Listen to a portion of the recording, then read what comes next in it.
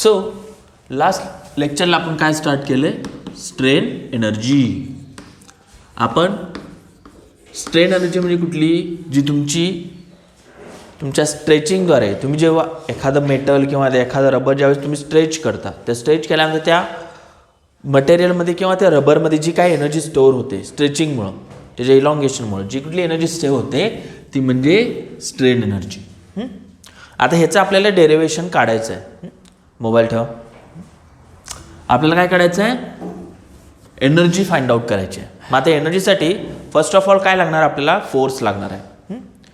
एनर्जीचा तुम्हाला फॉर्म्युला माहिती आहे की energy is equal to force into displacement something. मग आपल्याला पहिल्यांदा काय लागणार आहे, एफ एवढा, फोर्स एवढा लागणार आहे आपल्याला. मग आता फोर्स काढण्यासाठी काय करूया, की मटेरियलच्या प्रॉपर्टीचा यूज करूया.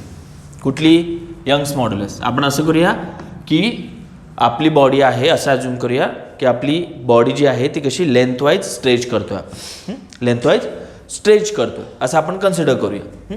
आणि फोर्स तसा लावला आहे आपण. मग त्यावेळी यंग्स मॉड्युलस कसा होतो, longitudinal stress, stress divided by longitudinal strain. Longitudinal strain. ठीक आहे. आपण लास्ट लेक्चरला कुठला लोड एफ एवढा आहे कन्सिडर केला होता. नंतर area of cross section capital ए, नंतर इलॉंगेशन किती झालं होतं, small L divided by capital L. Original length एवढी होती. लास्ट लेक्चरला मी हे लिहून दिलं आहे ऑलरेडी. मग आपल्याला काय करायचं आहे की या फोर्सची व्हॅल्यू फाइंड आउट करायची आहे.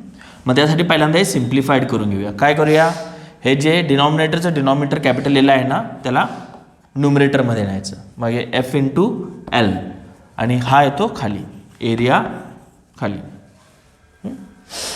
ही स्टेप लक्षात येईल तुमच्या. काय केलं, हे आपण काय केलं, याला उलटून गुणाकार केला आहे. मग आता ही तुम्हाला मिळते Y is equal to F into L upon capital A into small L. मग आपल्याला काय काढायचं आहे, एफ काढायचं आहे, फोर्स काढायचा आहे ना. मग बाकी सगळ्या टर्म्स दुसऱ्या साईडला नेऊया. मग आता force is equal to Y into capital A into small L divided by capital L. आला फोर्स आला. ठीक आहे. आपल्याला आता काय करायचं आहे की ह्याच्यामधून एनर्जी काढायची आहे. आता एनर्जी काढतो म्हणजे नथिंग बट काय करतो, वर्क डन काढतो. आपण त्याचं वर्क डन काढत असतो. फॉर दॅट काय करूया की हे जे सांगितलेलं आहे ही काय आहे, ही फायनल स्टेज आहे. काय म्हणतो मी, फायनल स्टेज आहे. फायनल स्टेज म्हणजे कसं की तुम्ही फोर्स लावला, काय केलं, ही तुमची वायर आहे तिथं तुम्ही हा फोर्स लावला समथिंग लेंथवाईज. ओके. काय झालं, फोर्स लावला, फायनली एल स्मॉल एल एवढं एक्सटेन्शन झालं त्याचं.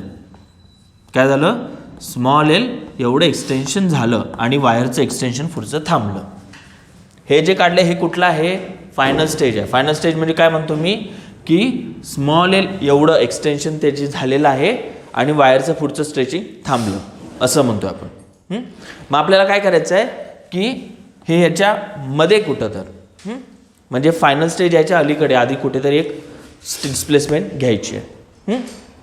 म्हणजे कसं म्हणतो मी की समथिंग आता 0 टू एलमध्ये आपलं व्हेरिएशन जाणवलं बरोबर. 0 टू एल काय तर व्हेरिएशन झालं आपलं एक्सटेन्शनमध्ये. मग आपल्याला एखादं कुठलं तर 0 टू एलमधलं स्मॉल एक्स एवढं एक एक्सटेन्शन घ्यायचं आहे. स्मॉल एक एवढं एक्सटेन्शन झालं असं आपण म्हणूया. आणि त्याचा करस्पॉन्डिंग फोर्स कसा आहे, स्मॉल एफ. त्याचा करस्पॉन्डिंग फोर्स स्मॉल एफ आहे. हा कशाच्या लाईज राहणार आहे, 0 टू कॅपिटल एफच्या मध्ये हा लाय होणार आहे. म्हणजे तुमचं एक्सटेन्शन 0 टू एलमध्ये घ्यायचं कुठलं तर स्मॉल एक्स, आणि स्मॉल एफ कुठला घ्यायचा, 0 टू कॅपिटल एफमधला कुठला तर स्मॉल एफ. मी तुम्हाला लास्ट टाइम म्हटलं होतं की ज्यावेळी तुम्ही एखादा रिस्टोरिंग फोर्स ज्यावेळी ॲक्ट करत असता, एखाद्या बॉडीचं जसं तुम्ही एक्सटेन्शन स्ट्रेनिंग करत असता त्याप्रमाणे तुमचा स्ट्रेन फोर्स देखील व्हेरी होत असतो. जेवढं स्ट्रेन व्हेरी होणार तेवढा तुमचा रिस्टोरिंग फोर्स देखील व्हेरी होतो.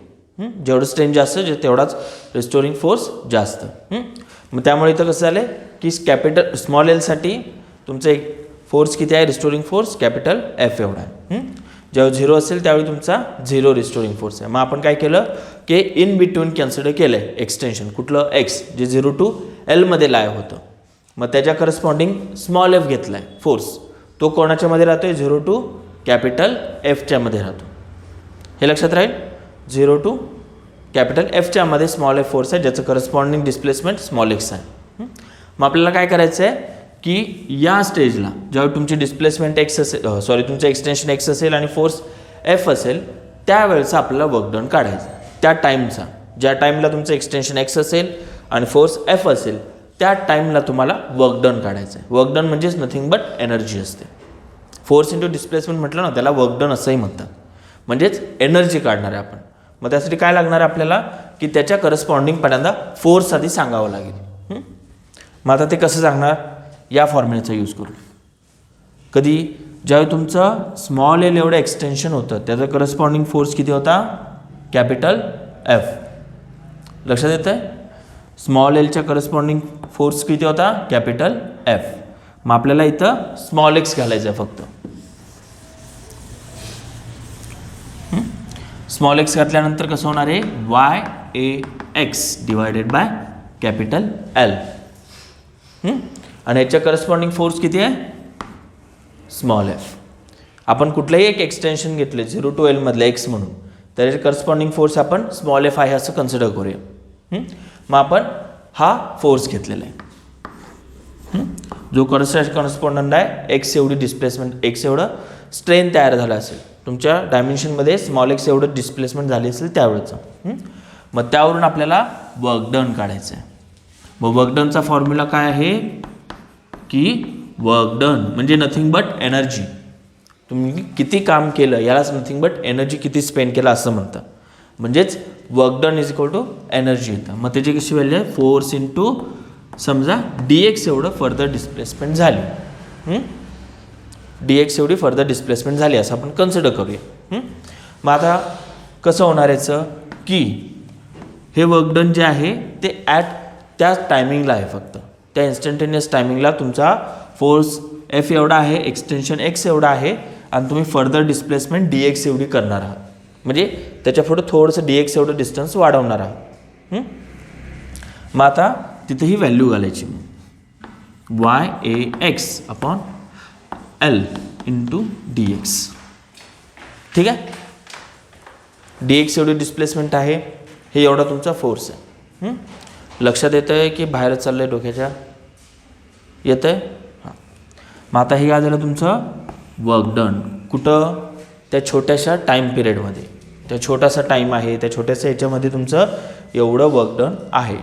मग आपल्याला काय करायचं आहे की टोटल वर्क डन काढायचं आहे. टोटल वर्क डन म्हणजे कसं, तुमचं एक्सटेन्शन 0 टू एलला होईपर्यंत किती वर्क डन झालं हे फाइंड आउट करायचं आहे आपल्याला. मग त्यासाठी काय करायला लागणार आहे, total work done equal to integration करायचं आहे.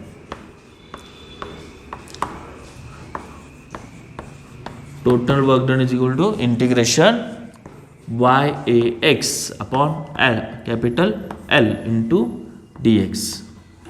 ठीक आहे. हां. आता इंटिग्रेशन करताना एक्सचं लिमिट घ्यायचं आहे.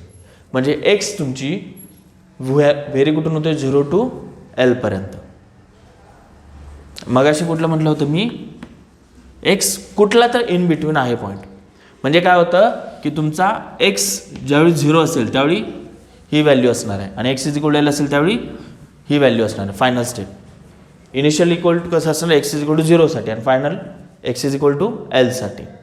मग आपण काय केलं की एक्सची लिमिट काय घेतलं आता 0 टू एल. इंटिग्रेशनची लिमिट लक्षात आहे. हां सांगतो. लिमिट म्हणजे काय की final and initial and final state. Limits म्हणजे काय सांगतो आपण, आपली जी सिस्टीम आहे ना म्हणजे ह्याची वायरची इनिशियल स्टेट म्हणजे काय की ज्याचं जी डिस्प्लेसमेंट आहे म्हणजे स्ट्रेन आहे, चेंज इन डायमेन्शन कसं आहे 0 आहे. ही झाली तुमची इनिशियल स्टेट. हे तुमचं झालं इनिशियल लिमिट.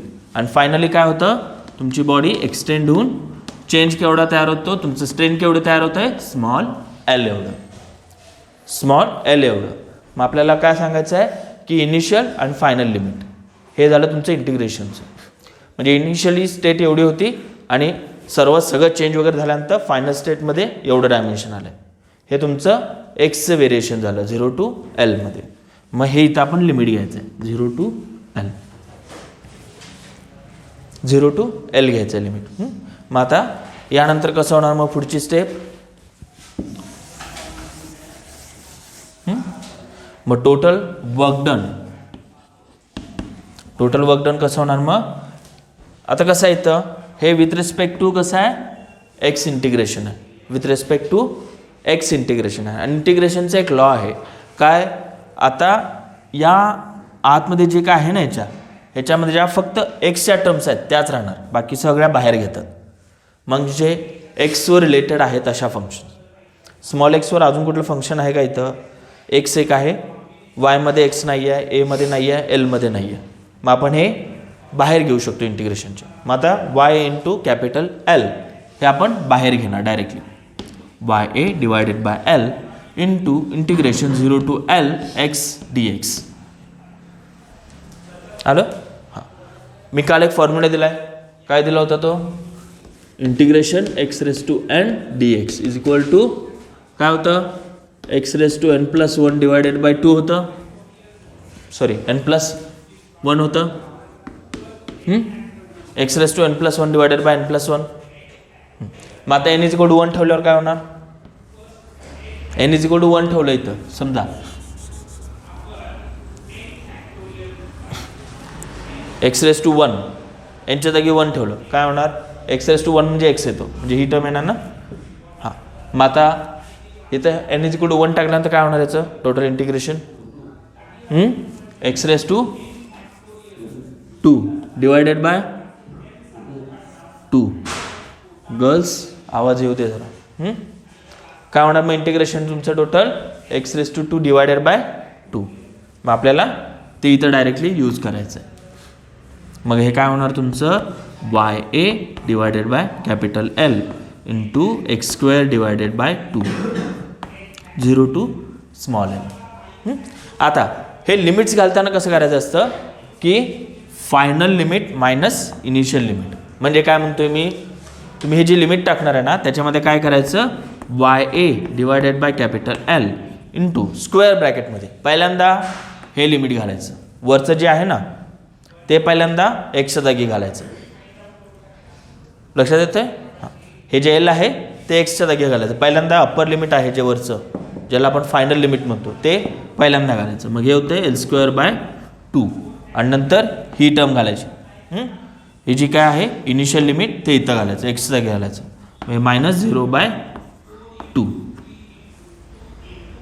मग आता हे काय होणार L² बाय 2 मायनस 0 बाय 2 काय होतं.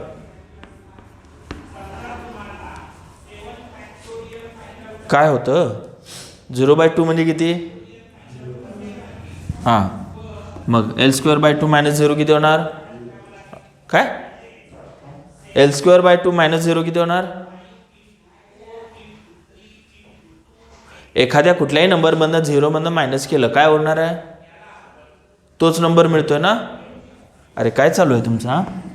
थंडी एवढी बादली काय. L² बाय 2 इंटू एल हे काय म्हणणार टोटल वर्क डन. कसं झालं तुम्ही तुमची जी काही आता बॉडी एक्सटेंड केली आहे समथिंग तेवढ्यावर किती वर्क डन झालं आहे एवढं. आणि हे वर्क डन म्हणजे एवढी एनर्जी त्यात सेव्ह झालेली आहे. तुमचं एल एवढं एक्सटेन्शन केल्यानंतर तुमच्या मटेरियलमध्ये एवढी एनर्जी स्टोअर होणार आहे. म्हणजे त्याच्यावर तेवढं वर्क डन झालेलं आहे. वर्क डन झालं आहे म्हणजे आपण जे स्ट्रेचिंग केलं होतं ना फोर्सने त्याला म्हणतात वर्क डन. आणि तेच work done in form of energy त्या बॉडीमध्ये स्टोअर होतं. त्या बॉडीमध्ये स्टोअर होतं. म्हणजेच ही झाली तुमची स्ट्रेन एनर्जी. हे का आपण इलॉंगेशनमुळे घेतलेलं आहे. लक्षात येतं आहे. इलॉंगेशनमुळे तुम्ही हे वर्क डन केलेलं आणि हे work done as a form of energy त्या मटेरियलमध्ये सेव्ह होते. आणि ती एनर्जी मग परत तो स्वतःच्या ओरिजिनल साईज आणि शेपमध्ये येण्यासाठी यूज करतो. लक्षात आलं की नाही. हां, आधी काय करूया एवढं लिहून घेऊया मग आपण नेक्स्ट पुढे जाऊ. So write down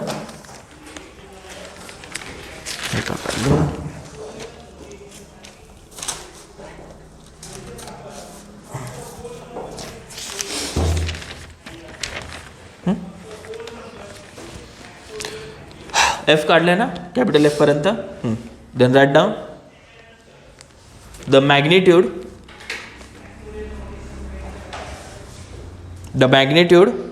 of a stretching force, the magnitude of stretching force increases from 0 to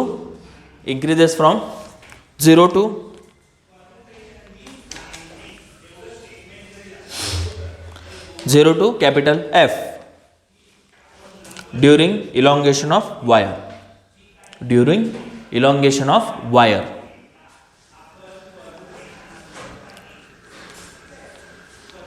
Let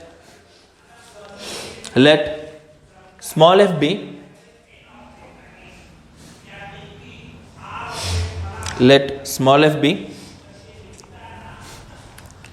restoring force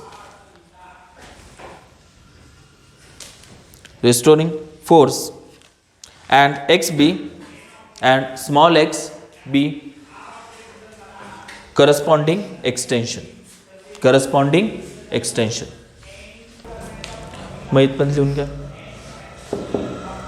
इथून स्टार्ट केलं ना एफ इज इक्वल टू घ्या, मग त्यानंतर वर्क डन आणि इथं टोटल वर्क डन पण झालंय सगळं इथपर्यंत. ओकेच, let's go to the point then. So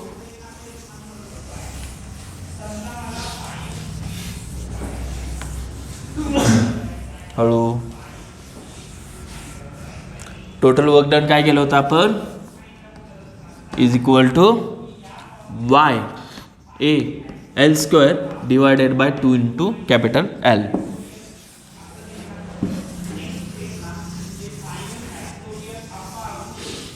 फॉर्म्युले part पाहिजे ना इंटिग्रेशनचे सोडवताना. सो काय करायचं याला की याला काही नोन फॉर्मॅटमध्ये आणते का बघू. ह्याच्या आधी मी एक काढलं होतं की आपण डेरिवेशन काय काढलं होतं Y A L divided by capital एक असं एक काय तर काढलं होतं ना फोर्सची व्हॅल्यू इनिशियली. हां, मग हे जवळपास तसं दिसतं ना काहीतरी एक्स्ट्रा एल स्क्वेअर आणि 2 आहे समथिंग. मग we will try to something अशा फॉर्मॅटमध्ये काही करता येते का बघू. मग 1/2 एकीकडे घेऊया. We will try to take 1/2 एका साईडला. नंतर Y A L divided by L आणि हे इंटू एल. लक्षात आलं मी काय केलं, फक्त एल स्क्वेअर आहे ना त्यातल्या एल इकडे लिहिला आणि एक एल इथं लिहिला आहे. एल स्क्वेअर म्हणजे काय एल इंटू एल असतो ना, मग एल इकडे घेतला आणि एक एल इथे घेतला आणि ही टर्म काढली. आता हीच आहे ना आपण जो टोटल फोर्स आहे आपल्या बॉडीवर ॲक्ट होतोय तो लॉन्जिट्युडनल फोर्स जो ॲक्ट होतोय तो, मग काय होणार 1/2 इंटू एफ इंटू एल. हे काय झालं टोटल वर्क डन. म्हणजेच कसं लिहितात 1/2 इंटू लोड इंटू एक्सटेन्शन. हां, आता लोड हा का म्हटला मी, कारण की काय करता मोस्ट ऑफ द टाइम्स तुम्ही ज्यावेळी यंग्स मॉड्युलस किंवा लॉन्जिट्युडनल स्ट्रेन काढत असता त्यावेळी काय करता डायरेक्टली जी वायर आहे त्या वायरला तुम्ही वेट अटॅच करता तुम्ही आणि त्या वेट अटॅच करून फाइंड आउट करत असता. आता प्रॉब्लेम्स देताना प्रॉब्लेममध्ये इथं की पॉईंट लक्षात ठेवायचा, हा लोड म्हणजे नथिंग बट काय आहे फोर्स आहे. हां, फोर्स कशात असतोय न्यूटनमध्ये असतोय ना, हो की नाही. फोर्स कसा न्यूटनमध्ये असतोय. जेव्हा प्रॉब्लेम सोडवताना कायम लक्षात ठेवायचं की तुमचा जो लोड किंवा फोर्स दिलेला आहे त्याचं युनिट न्यूटन आहे का हे चेक करायचं दरवेळी. जर न्यूटन नसेल तर त्याला न्यूटनमध्ये कन्वर्ट करायचं आहे. म्हणजे कसं की तुम्हाला काय करतात मोस्टली मास देतात जे के जीमध्ये तुमचं डायरेक्टली लोड देतात आणि लोडचं वेट कसं आहे युनिट तुमचं के जीमध्ये असेल काही केव्हा प्रॉब्लेम्समध्ये. मग त्यावेळी हा डायरेक्टली एफ कधी घ्यायचा नाही. जरी तिथं लोड म्हटलं असेल तरी आपण डायरेक्टली कधी एफ घ्यायचा नसतो. ह्याला ॲक्सेलरेशन ड्यू टू ग्रॅव्हिटीनं मल्टिप्लाय करायचं असतं. म्हणजे काय की तुम्हाला टोटल फोर्स काढायचा आहे.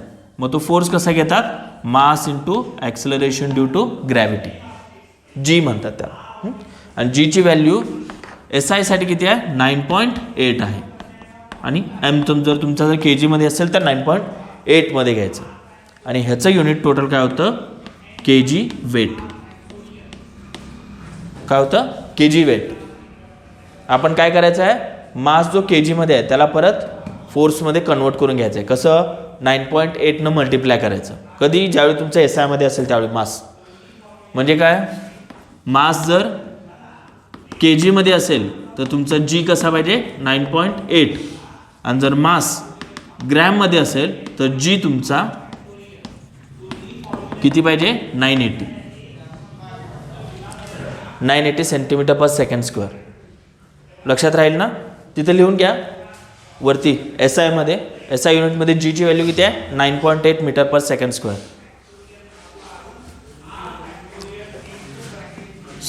जी is equal to 9.8 metre per second square. आणि सी जी एससाठी G is equal to 980 centimetre per second square.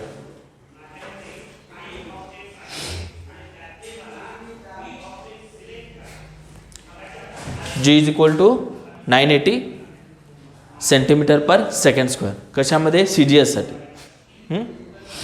आणि अजून एक पॉईंट लिहून ठेवा, हे लोड म्हणजे नथिंग बट न्यूटन फोर्स पाहिजे तुम्हाला. आपण जरी फॉर्म्युलामध्ये लोड म्हटलंय, त्या लोड हा तुमचा फोर्सच्या युनिटमध्ये पाहिजे दरवेळी. एक तर न्यूटन किंवा के जी वेट, दोघांपैकी एक कशा तर पाहिजे. राहील ना लक्षात. प्रॉब्लेम सोडवताना वरती नुसतं एक नोट म्हणून लिहून ठेवा, load should be in newton और के जी वेट. तिथं आपण जाऊया हळूहळू आता. ते लिहून घेतलं ना जी.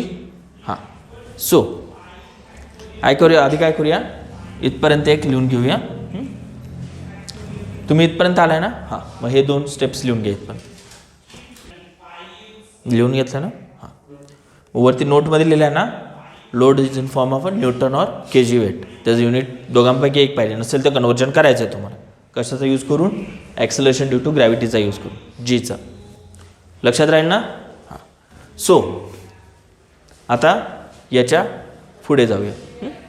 हे झालं लिहून.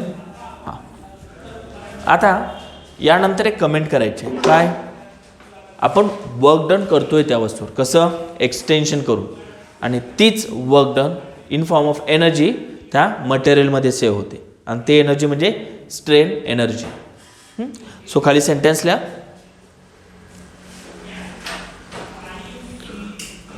The work done by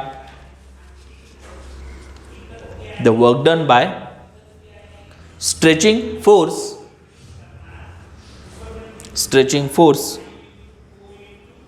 is equal to work done by stretching force is equal to strain energy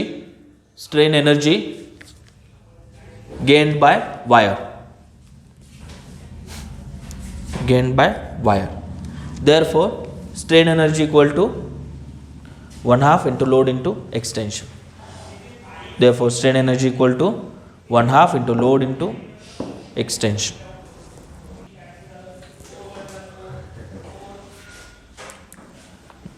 असं सांगूया आपण. हे झालं इथपर्यंत. हां, सो आता काय करायचं आहे आपल्याला, की strain energy per unit volume काढायचं आहे आपल्याला. काय करायचं आहे, strain energy per unit volume म्हणजेच work done per unit volume find out करायचं आहे.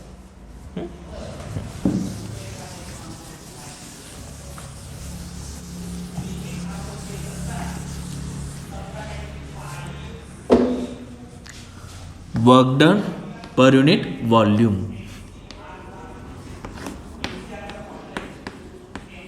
Work done divided by volume. आता काय आलं आपलं, 1/2 इंटू फोर्स इंटू एल आलं आहे. करेक्ट. याला divided by total volume V न करूया. ठीक आहे. हां, आता व्हॉल्यूमला कसं एक्सप्रेस करता येतं, की 1/2 into F into L divided bye कसं करतात, area of cross section into length. कसं, लेंथ, तुमची टोटल लेंथ तसं करतात. Area of cross section into त्याची टोटल लेंथ. ह्याचं तुम्हाला इन फॉर्म्युला माहिती आहेत. कुठले, जर सिलेंड्रिकल असेल तर पायर स्क्वेअर एल माहिती आहे तुम्हाला. परत जर तुम्ही ह्याचं म्हटलं क्यूबचं म्हटला तर क्यूबचं तुम्ही कसं लिहिता, क्यूबचं व्हॉल्यूम लक्षात आहे ना सगळ्यांच्या, ए एवढी साईड असेल तर नाही भाई असू द्या आम्ही सांगतो. कसं असतं की व्हॉल्यूम ऑफ अ क्यूब कसं लिहितात, जर त्याची साईड ए एवढी असेल तर ए क्यूब असं म्हणतात. म्हणजे नथिंग बट कसं लिहिता येते तुम्हाला, ए स्क्वेअर इंटू ए. ए स्क्वेअर ए म्हणजे कुठला, ए म्हणजे हा, त्याचा हा एरिया ऑफ क्रॉस सेक्शन असतो आणि ही त्याची लेंथ. सिमिलरली सिलेंड्रिकल असते. सिलेंड्रिकलचं व्हॉल्यूम कसं लिहितात, पाय आर स्क्वेअर एल. आता हे आर काय असतं, रेडियस असते, ही त्याची लेंथ असते. म्हणजे नथिंग बट काय आहे, पाय आर स्क्वेअर काय आहे, हा त्याचा एरिया ऑफ क्रॉस सेक्शन आहे. बॉयज पाय आर स्क्वेअर काय आहे, नथिंग बट हे त्याचं एरिया ऑफ क्रॉस सेक्शन आहे आणि एल म्हणजे ही त्याची टोटल लेंथ आहे. हे तुम्हाला इन जनरल फॉर्म्युले लक्षात आहे. असं हे फॉर्म्युले लक्षात आहे, A Q pi R square L वगैरे. इन जनरल कसं लिहितात, area of cross section into त्याची लेंथ. मग आपण तसं लिहिलं आहे त्याला, area of cross section into L. आणि हा ए ना आपण एफला देऊया, कॅपिटल इंटू स्मॉल एलला देऊया. मग हे काय होणार, 1/2 into F divided by A into small L divided by capital L. Area of cross section काय केला, एफला दिला आपण डिनॉमिनेटरला आणि कॅपिटल एल आहे तो स्मॉल एलला दिला आहे. आता हे काही लक्षात आहे, force per unit area, extension, change in length आपण ओरिजिनल लेंथ काय आहे, हे काय आहे, force upon area. Restoring force per unit area काय असतं, का असं का बघायला आहे, काय असते ते, restoring force per unit area काय असतं,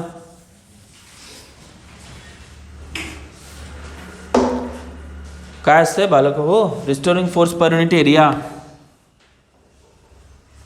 या इनिशियलीच लिहिलं ना, या इक्वेशनच्या इनिशियली काय तर लिहिलं आहे ना आपण वहीमध्ये बघा.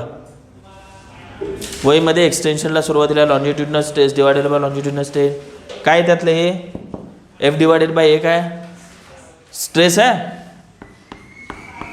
असं नवीन शोध लावल्यागत काय बघू नका रे याच्याकडे. काय ते एफ बाय ए म्हणजे स्ट्रेस आहे आणि एल बाय एल किती आहे, small L divided by capital काय स्ट्रेन आहे. हां म्हणजे काय, work done per unit volume म्हणजे काय, strain energy per unit volume.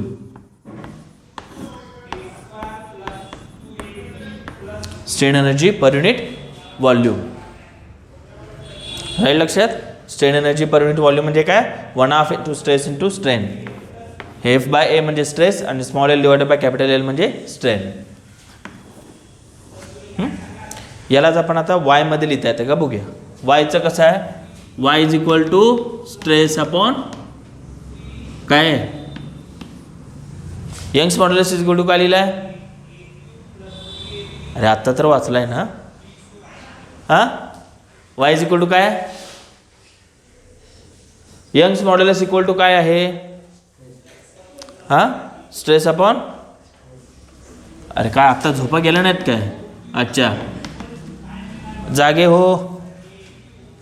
मग आपण काय करू शकतो की स्ट्रेस घालू शकतो, स्ट्रेन घालू शकतो. मग आपण काय करूया, स्ट्रेनच्या जागी घालून बघूया. मग स्ट्रेन इज इक्वल टू ह्याला इकडेला आणि वायला या साईडला आणला म्हणजे stress upon divided by Y. मग ही व्हॅल्यू इथं घालता येईल, स्ट्रेनमध्ये घालता येईल ना, मग ती घालूया आपण. मग work done per unit volume is equal to 1/2 into stress divided by stress upon, इथं आहे स्ट्रेनची व्हॅल्यू आहे घातल्या अपॉन वाय. नशीब जागा आहे. मग ही काय होणार, 1/2 into stress whole square divided by Y. ही strain energy per unit volume. याला अजूनही लिहिता येतं आहे की work done per unit volume और स्ट्रेन एनर्जी पर युनिट व्हॉल्यूमला कसं लिहितात, 1/2 into Y into strain square असंही लिहिता येतं. हे दोन फॉर्म आहेत कसे स्ट्रेस आणि स्ट्रेनमधले. तुमच्या फॉर्म्युल्यानुसार तुमच्या दिलेल्या इक्वेशननुसार तुम्ही ठरवायचं मग कुठला वापरायचा, हा वापरायचा की हा वापरायचा. सो मग लिहून घ्या नंतर हे work done per unit volume equal to this आणि इथपर्यंत. हे work done per unit volume म्हणजे strain energy per volume per unit volume. इथपर्यंत आला की सांगा. झालं सगळं लिहून. हां चॅप्टर हा तुमचा इथं संपतोय. आपल्याला आता प्रॉब्लेम्स बघायचे आहेत. सो त्यासाठी आता स्टार्ट करूया किंवा टोटल ओव्हरऑल रिव्हिजन घेतो काय काय घोळ झाला आपला.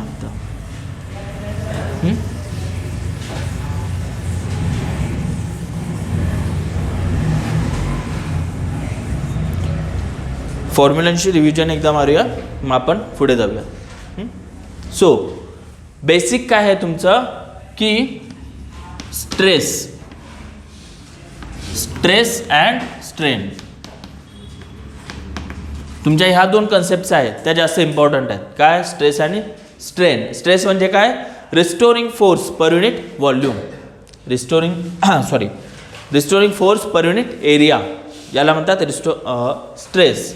मग स्ट्रेसला कसं लिहिणार तुम्ही is equal to F divided by A. मग एफ जो आहे तो म्हणजे restoring force per unit restoring force आहे किंवा याला डिफॉर्मिंग फोर्स असंही म्हणतात. म्हणजे बॉडीला जे वेट लावलं आहे तुम्ही एक्स्ट्रा फोर्स लावला आहे तो म्हणजे हा एफ. आणि स्ट्रेनला काय म्हणतात change in length per unit original length. Change in length per unit original length. लक्षात राहील ना फॉर्म्युला. स्ट्रेस म्हणजे काय restoring force per unit area म्हणजे एफ बाय ए किंवा deforming force per unit area म्हटला तरी चालेल. नंतर स्ट्रेन काय change in length per unit original length किंवा change in dimension per unit original dimension असंही सांगू शकता. मग आपण स्ट्रेस आणि स्ट्रेनची डेफिनेशन बघितली. मग त्यामध्ये रिस्टोरिंग फोर्स बघितलं, मग प्लास्टिसिटी इलॅस्टिसिटी हे सगळं चेक केलं होतं. मग आता यांचा यूज करण्यासाठी प्रॅक्टिकल पर्पजसाठी यूज करण्यासाठी आपण काय काय काढलं मग की तुमच्या बॉडीमध्ये नक्की चेंज कसले कसले होतात. लेंथ वाईज होतात, व्हॉल्यूम वाईज होतात की शेप वाईज होतात. मग त्यानुसार आपण 3 वेगवेगळ्या प्रकारचे स्ट्रेस डिफाईन केले आणि 3 वेगवेगळ्या प्रकारचे स्ट्रेन डिफाईन केले. मग आपला पहिला ह्याचा कुठला होता लॉन्जिट्युडनल स्ट्रेस. काय होता लॉन्जिट्युडनल स्ट्रेस. मग पहिला कुठला होता लॉन्जिट्युडनल स्ट्रेस. लॉन्जिट्युडनल स्ट्रेस काय सांगितलं आपण त्याचा फॉर्म्युला काय होता force per unit area.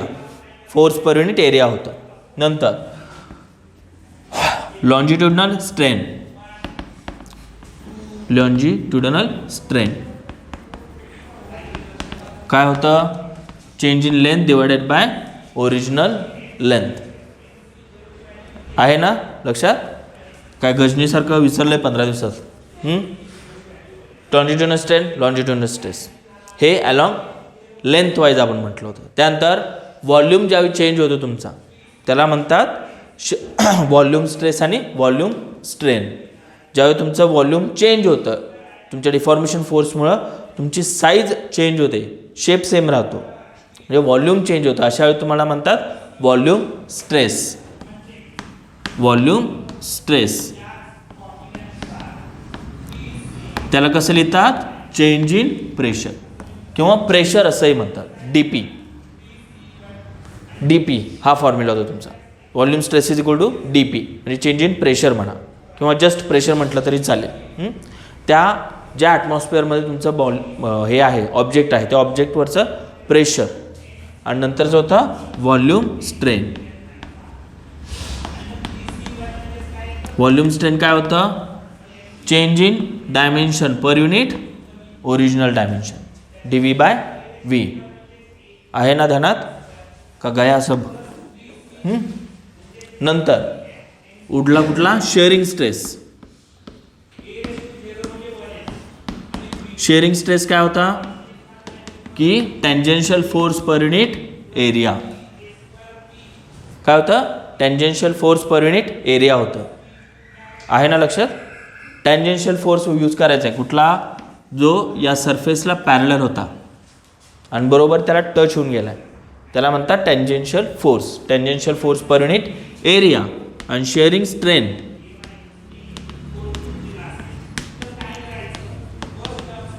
Sharing स्ट्रेनला कसं लिहितो आपण?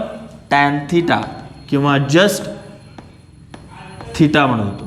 हे काय होतं नक्की की तुमचा it is a ratio of relative displacement of any layer to its perpendicular distance from the fixed layer. ही डेफिनेशन होती शेअरिंग स्ट्रेनची. काय बघायचं आहे परत एकदा जाऊन, विसरल्यागत ठेवायचं नाही. काय शेअरिंग स्ट्रेन म्हणजे काय होतं? It is a ratio of relative displacement of any layer to its perpendicular distance from the fixed layer. मग त्यावरून आपण शेअरिंग स्ट्रेन सांगितलं. कधी?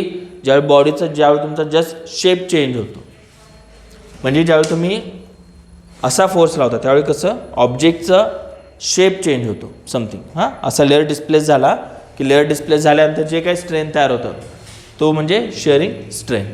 हे 3 फॉर्म्युले आहेत आपले, शेअरिंग स्ट्रेसचे, व्हॉल्यूम स्ट्रेस आणि लॉन्जिट्युडनल स्ट्रेन. आणि त्यावरून आपण त्याचे काय काढले? मॉड्युलस काढले. कुठले? Elasticity modulus. कशाचा यूज करून? हुक्स लॉचा. हुक्स लॉ काय सांगतो? Within elastic limit stress is directly proportional to strain. मग त्या लॉवरून आपण 3 मॉड्युलस ऑफ इलॅस्टिसिटी काढले. कुठला? यंग्स मॉड्युलस, बल्क मॉड्युलस आणि इथला मॉड्युलस ऑफ रिजिडिटी. आहे ना? लक्षातच ठेवायचं आहे. एनी हां, यंग्स मॉड्युलस काय म्हणतात? Longitudinal stress divided by longitudinal strain. मग हे काय होणार? F into L divided by A into small L. आपण जो काढला होता एक फॉर्म्युला काढला होता यंग्स मॉड्युलसचा, कशासाठी? तो फक्त वायरसाठी काढला होता. मग वायरसाठी काढताना काय म्हटलं होतं की F जो आहे तो तुम्ही वेट एवढा घेतला होता. किती? mg L into area of cross section, circular area of cross section ज्याचा रेडियस r असेल त्यावेळी किती होता तो? पाय r² इंटू L. हा आपण कशासाठी काढला होता? की एक वायर आहे, वायरला वेट लावलं आपण, त्यासाठी हा फॉर्म्युला काढला होता. mgl divided by πr² L. कोणासाठी? एखाद्या वायर असेल तुमची जी सिलेंड्रिकल शेपमध्ये आहे त्याचा यंग्स मॉड्युलस एवढा येतो. अदरवाईज इन जनरल फॉर्म्युला असा आहे. राहील? नंतर बल्क मॉड्युलस काय काढला होता? बल्क मॉड्युलस, ज्याला बी म्हणून काही काही वेळ डिनोट करतात. काय? बी म्हणून. मग आपण काय केलं होतं की volume stress divided by volume strain हे काढलं होतं, त्याला म्हणतात बल्क मॉड्युलस. मग हे किती होतं? V into D P by D V. V into D P by D V आहे ना? हे बल्क मॉड्युलस. त्यावरून सांगितलं होतं कॉम्प्रेसिबिलिटी म्हणून एक आहे. कॉम्प्रेसिबिलिटी म्हणजे तुमचा ऑब्जेक्ट किती प्रमाणात कॉम्प्रेस होऊ शकतो, तो म्हणजे 1/, बल्क मॉड्युलस. म्हणजे बल्क मॉड्युलसचा रिव्हर्स घेतला की तुम्हाला कॉम्प्रेसिबिलिटी मिळते. आता तुम्हाला एक्झाम्पल एवढी अवघड नाही आहेत की तुम्हाला कॉम्प्रेसिबिलिटी देतील म्हणून.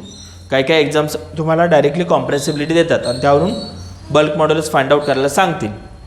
मग कॉम्प्रेसिबिलिटी आणि बल्क मॉड्युलसमध्ये काय रिलेशन आहे की 1/, bulk modulus is equal to the compressibility.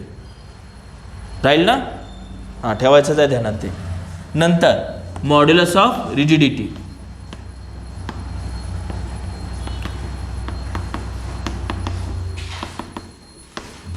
Modulus of rigidity त्याचा फॉर्म्युला कसा आहे? F/A theta. F/A थीटा हे तुमचा मॉड्युलस ऑफ रिजिडिटीचा फॉर्म्युला आहे. थीटा म्हणजे त्याचं रिलेटिव्ह डिस्प्लेसमेंट आहे. कसलं? हे हा जो अँगल दिसतो तो म्हणजे थीटा त्यांचा. F/A थीटा हे तुमचे 3 मॉड्युलस ऑफ इलॅस्टिसिटी आहेत. तिघांचे वेगवेगळे रिलेशन्स आहेत. लक्षात राहील ना? बेसिक फॉर्म्युला एकच आहे, स्ट्रेस अपॉन स्ट्रेनचा. सो हे तुम्हाला लागणार आहेत. आणि अजून एक फॉर्म्युला लागतो तो म्हणजे पॉयसन्स रेशिओ. कुठला? पॉयसन्स रेशिओ. पॉयसन्स रेशिओ काय सांगतो तुम्हाला?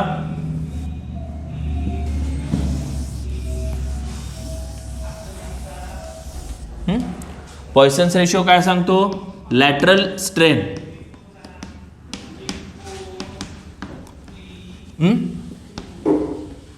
पॉइसन्स रेशिओ काय म्हणतो? Lateral strain divided by longitudinal strain.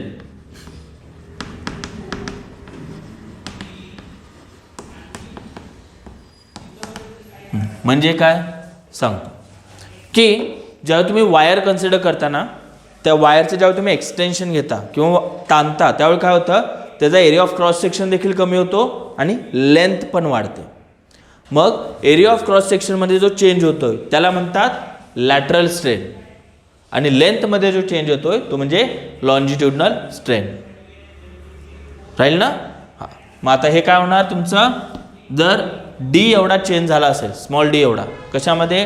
त्याच्या डायमीटरमध्ये, आणि ओरिजिनल डायमीटर कॅपिटल डी असेल, त्याची ओरिजिनल एक्सटेन्शन स्मॉल एल असेल आणि जर ओरिजिनल लेंथ कॅपिटल एल असेल तर हा फॉर्म्युला काय होणार?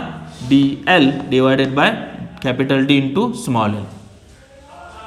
हे वायरसाठी ज्यावेळी याचं change in diameter small D एवढा असेल, चेंज इन डायमीटर काय असेल? स्मॉल डी एवढा असेल, ओरिजिनल डायमीटर कॅपिटल डी एवढा आहे, त्यावेळी हा फॉर्म्युला यूज करू शकतो. ह्याला मे बी रेडियसमध्ये पण कन्वर्ट करू शकतात, अडचण काही नाही आहे. रेडियसमध्ये कन्वर्ट करायचं असेल तर या डायमीटरला फक्त आरने घ्यायचं, चेंज इन रेडियस, आणि त्यानुसार चेंज इन तुमचा डायमीटर पण आरमध्ये कन्वर्ट होणार. राहील ना लक्षात? सो हे झालं पॉइसन्स रेशो. पॉइसन्स रेशोमध्ये म्हणजे काय सांगतो आपण? ज्यावेळी आपण स्ट्रेच करतो त्यावेळी वायरचा एरिया ऑफ क्रॉस सेक्शन देखील कमी होतो आणि लेंथ पण वाढते. मग त्यावरून आपण हा सांगितलं lateral strain divided by longitudinal strain. Poisson's ratio झालं. त्यानंतर आपण कशामध्ये आलो होतो की स्ट्रेस आणि स्ट्रेनबद्दल सांगितलं होतं, कर्वच्या इन्फॉर्मेशन.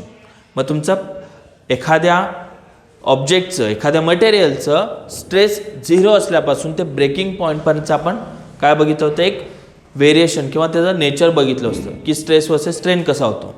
मग त्यामध्ये आपण स्ट्रेसचे 3 सेक्शन्स टाकले होते. त्या ग्राफचे टोटल 3 सेक्शन्स केले होते. त्यातल्या पहिल्या सेक्शनला लिमिटला म्हणतात प्रोपोर्शनल लिमिट, म्हणजे जोपर्यंत तुमचा stress is proportional to strain आहे त्याला म्हणतात प्रोपोर्शनल लिमिट त्या स्ट्रेसच्या व्हॅल्यूपर्यंत. नंतर त्यानंतर जेव्हा तुम्ही स्ट्रेस वाढवता त्या स्ट्रेस आणि स्ट्रेनमध्ये लिनियर रिलेशन राहत नाही, म्हणजे एकमेकांवर stress is not directly proportional to strain असा रिजन होतो. ते कुठपर्यंत असतं त्याला म्हणतात इलॅस्टिक लिमिट. इलॅस्टिक लिमिट म्हणजे तुमची बॉडी यानंतर जरी तुम्ही लोड काढून घेतला तरी तुमची बॉडी ओरिजिनल साईज आणि शेपमध्ये येऊ शकते. जर तुम्ही इलॅस्टिक लिमिटच्या पार केलात तो स्ट्रेस तर काय होतं की बॉडीला परमनंट सेट डिफाईन होते किंवा परमनंट डिफॉर्मेशन राहायला सुरुवात होते आणि त्याला म्हणतात परमनंट सेट. आणि हे कुठपर्यंत होतं? फ्रॅक्चर पॉईंटपर्यंत. तुमचं फ्रॅक्चर पॉईंटपर्यंत वाढत जाते स्ट्रेन आणि ती इरिव्हर्सिबल असते. तुमचा जो डायमेन्शनमध्ये चेंज झाला आहे त्याला म्हणतात तो चेंज पुन्हा आहे तशा स्टेपमध्ये येऊ शकत नाही ऑब्जेक्ट, तो काहीतरी परमनंट सेट राहतोच त्याच्यात. आणि मग त्या रिजन जो आहे ज्याच्यामध्ये डिफॉर्मेशन परमनंट राहतं आहे त्याला म्हणतात प्लास्टिक रिजन. काय म्हणतात? प्लास्टिक रिजन, कारण तो ओरिजिनल साईज आणि शेपमध्ये आता येत नाही आहे. तो प्लास्टिक रिजन म्हणून आपण मग व्हेरियस ॲप्लिकेशन्स काढले, म्हणजे डक्टाईल्स असते, काही मटेरियल्स आपण डिफाईन केल्यात. मग कुठले? ब्रिटल, जे विदिन इलॅस्टिक लिमिट ब्रेक होतात त्यांना म्हणतात ब्रिटल. नंतर जे तुमचे लार्ज रेंज ऑफ एक्सटेन्शन आहे तुमचं आणि प्लास्टिक डिफॉर्मेशन जोपर्यंत ब्रेक होत नाही तोपर्यंत दाखवतात. म्हणजे काय? ज्या मटेरियल्सचे आपण वायर्स काढू शकतो ना, वायर्स काढू शकतो त्यांना म्हणतात डक्टाईल्स. ज्यांचे आपण ठोकून ठोकून पत्रे तयार करू शकतो, means we can hammered into a sheets, त्यांना म्हणतात मेलेबल मटेरियल्स म्हणतात. नंतर इलॅस्टोमर एक बघितलं होतं. इलॅस्टोमर म्हणजे काय की तुम्ही ज्याच्यामध्ये इलॅस्टिकली लार्ज व्हेरिएशन ऑफ स्ट्रेन करू शकता किंवा larger value of strain produce करू शकता. म्हणजे तुम्ही खूप जास्त स्ट्रेन करूनसुद्धा बॉडी परत इलॅस्टिकली परत येऊ शकते ओरिजिनल शेपमध्ये, त्यांना म्हणतात इलॅस्टोमर. मग तुम्ही सांगितलं होतं की त्याच्यावरून तुम्ही वल्कलाइज रबरचं एक एक्झाम्पल घेतलं होतं आणि त्याला म्हटलं होतं तुम्ही एक की इलॅस्टिक हिस्टॅरिसिस. काय सांगितलं होतं? Lagging behind of a strain to the stress, म्हणजे इलॅस्टिक हिस्टॅरिसिस. त्याची डेफिनेशन किंवा लक्षात राहायला पाहिजे, MCQ मध्ये विचारतात ते. इलॅस्टिक हिस्टेरेसिसचं. आणि लास्टला आपण बघितलं होतं ते आपलं स्ट्रेन एनर्जीचा फॉर्म्युला. स्ट्रेन एनर्जीचा फॉर्म्युला याच्यात लिहिलेला नाही आहे.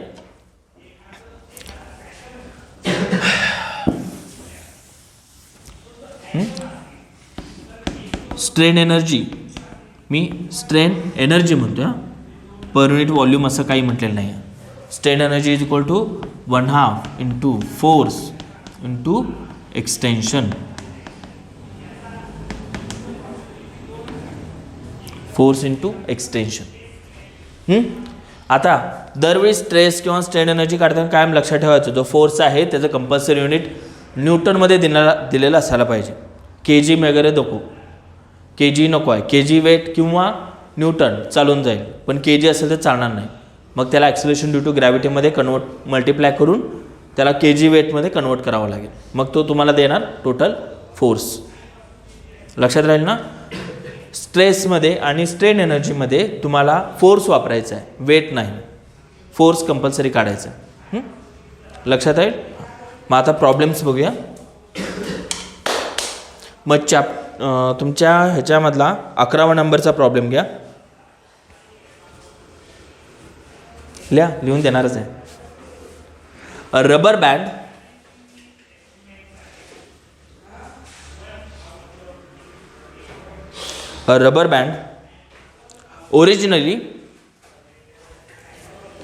originally 30 centimeter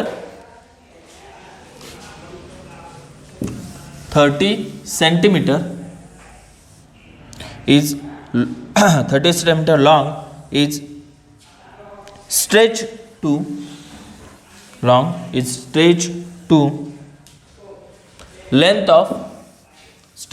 to length of 32 centimeter. 32 centimeter by a certain load.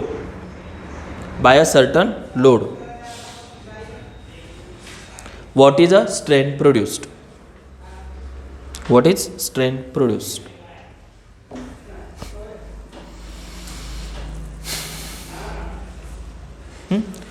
मग आता प्रॉब्लेममध्ये पहिल्यांदा काय गिवन लिहायचं. हां, गिवन काय काय दिले त्यांनी? ओरिजिनल लेंथ दिली आहे. अरे बोला रे, काय तर दिलंय ना. ओरिजिनल किती आहे? 30 सेंटी. हां, नंतर काय दिलंय? एक्सटेंडेड बाय किती? 32 सेंटीमीटर. ते काय आहे नक्की की तुमची आफ्टर डिफॉर्मेशन लेंथ आहे. काय आहे? आफ्टर डिफॉर्मेशन एवढी लेंथ झाली आहे तिची, म्हणजे एल. आफ्टर डिफॉर्मेशन एवढी लेंथ झालेली आहे. म्हणजे कशात? एल प्लस एल म्हणजे ओरिजिनल लेंथ प्लस एक्सटेन्शन हे दिलेलं आहे. ओरिजिनल लेंथ प्लस एक्सटेन्शनची व्हॅल्यू दिली आहे. ती तुमची टोटल लेंथ एवढी झालेली आहे. मग याला म्हणतात 32 सेंटीमीटर. आता गिवनमध्ये कायम लक्षात ठेवायचं, तुमच्या जे गिवन व्हॅल्यूज आहेत ते एका युनिटमध्ये आहेत का चेक करायचं दरवेळी. सेंटीमीटर असेल तर सेंटीमीटरमध्येच घ्यायचं, मीटर असेल तर मीटरमध्येच. अदरवाईज कन्वर्जन करून घ्यायचं आहे. कन्वर्जनचे युनिट्स तुम्हाला दिले आहेत लास्ट टाइम. सो आणि विचारले काय त्यांनी? काय विचारलंय? स्ट्रेन प्रोड्यूस, स्ट्रेनची व्हॅल्यू विचारली. मग स्ट्रेनचा फॉर्म्युला काय?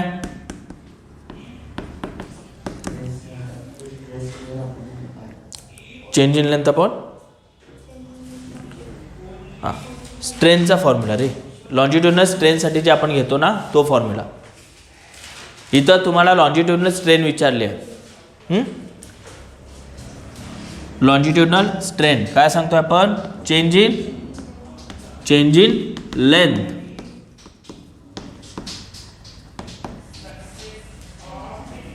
Divided by original length.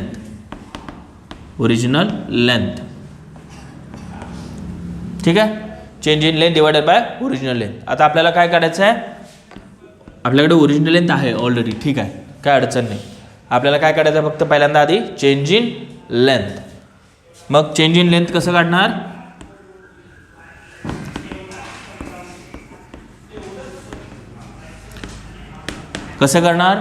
After extension length किती आहे ही 32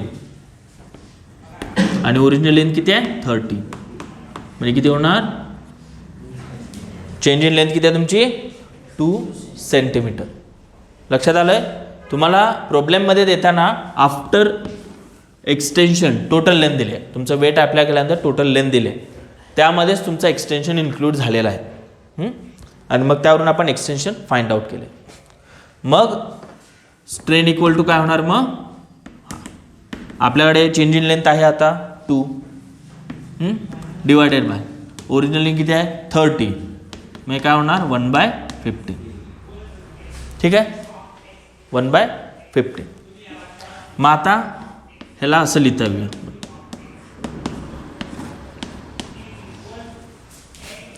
असं लिहिलं म्हणजेच काय लिहिलं आहे मी 10 × 1/10 लिहिलं. हे 10⁻⁻1 म्हणजे 1/10 घेतो आपण. हे का घेतलं मी, कारण की तुम्हाला log 1चा असा नाही आहे कुठला, log 1 असा नाही आहे कुठला. लॉग टेबल आणलाय का, अरे बापरे कसं व्हायचं रे तुमचं. हां कसं येतं मग प्रकार की आपण का केलं हे असं, कारण की आपल्याला log 1 माहीत नाही, आपल्याला लॉग टेबल हा 10 पासून स्टार्ट होतो. म्हणून मी काय केलं 10 ने मल्टिप्लाय अँड डिवाइड केलं ह्याला. हे 10⁻⁻1 म्हणजे त्याचं डिवायडेशन आहे. मग हे आपल्याला आता याचा रेशिओ फाइंड आउट करणं सोपं आहे ना तुम्हाला 10/15चा आहे की नाही, नसल त्याला आपण डायरेक्टली घेऊया. 5 × 2 = 10, 5 × 3 = 15. आता हे सॉल्व करता येईल ना. काय येईल 2/3 किती आहे सांगा, आणि हा इंटू 10⁻⁻1 राहिला इंटू 10⁻⁻1 काढा बघू किती आहे. इथपर्यंत या आणि 2/3ची व्हॅल्यू काढा. मग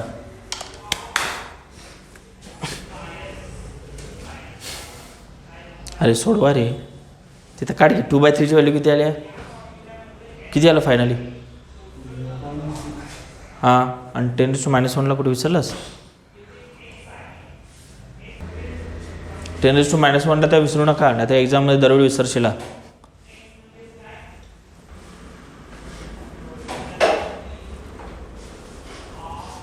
काढला 2/3ची व्हॅल्यू किती आली.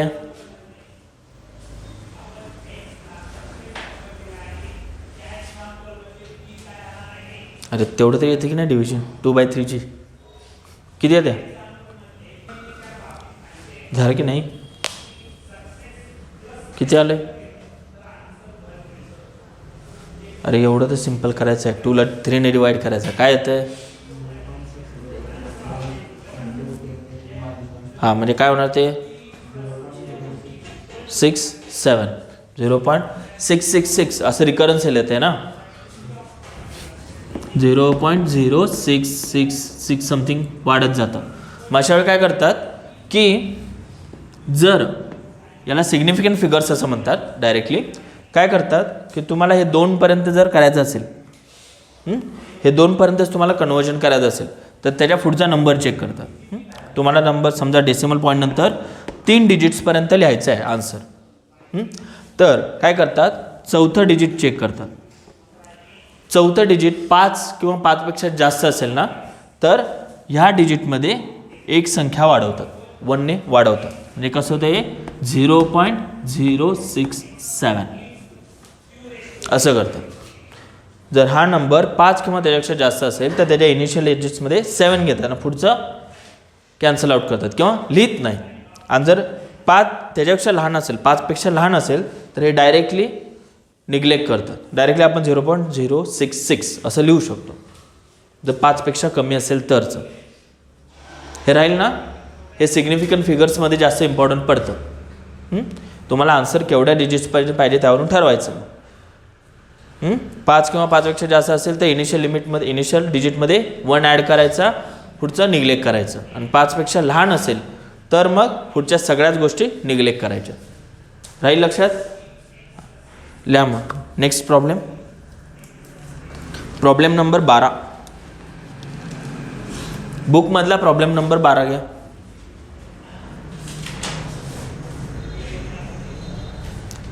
what is the stress in a wire, what is the stress in a wire which is a 50 meter long,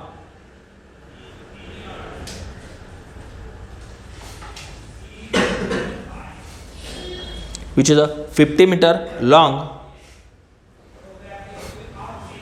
and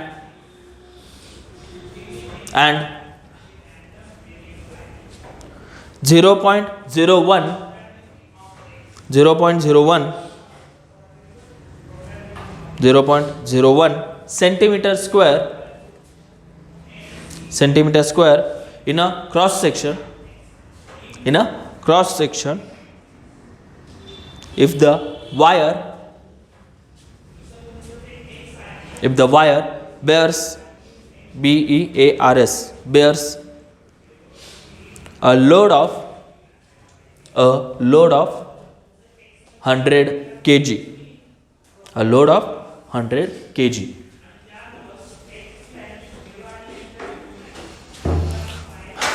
Load of 100 kg.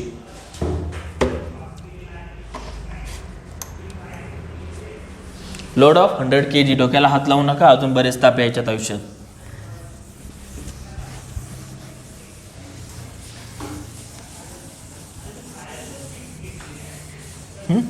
So काय काय दिले गिवन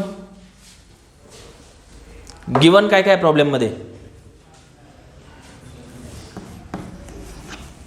गिवन काय हा अरे गिवन विचारतोय. गिवन काय काय अरे गिवन सांगा रे.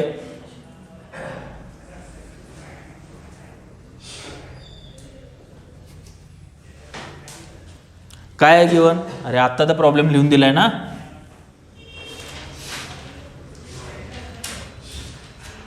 आत्ताच्या प्रॉब्लेमचं विचारतोय काय लिहिलाय तुम्ही.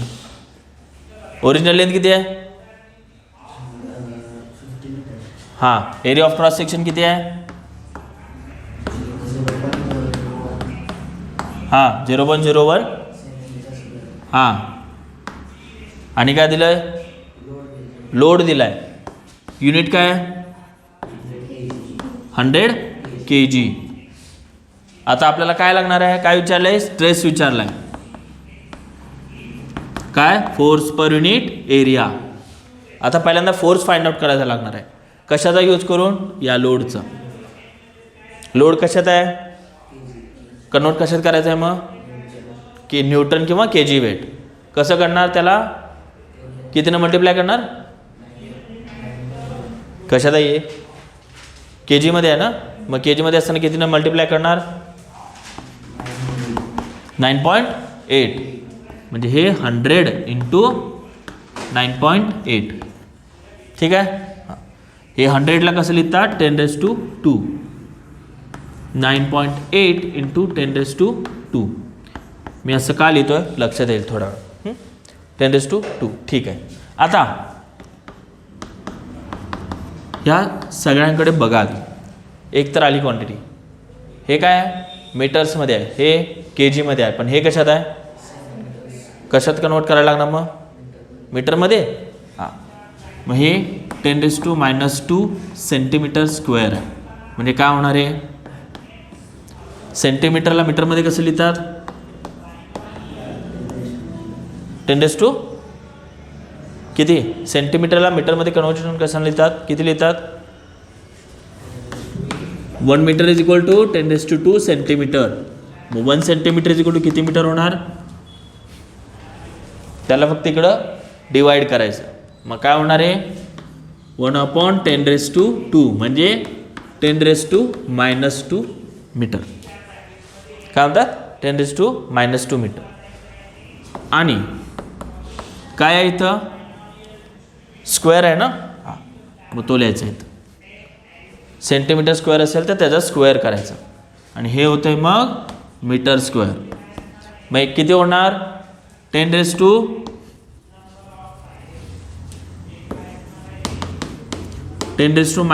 इंटू हे काय? A⁻m⁻n चा आहे ना फॉर्म्युला लक्षात आहे ना. असं काय ते होतं ना आधी 10वीला, a⁻m⁻n is equal to a⁻mn होतं ना काय, तर तो इथं यूज करायचा आहे. काय होणार मग हे 2 × -2 किती होणार,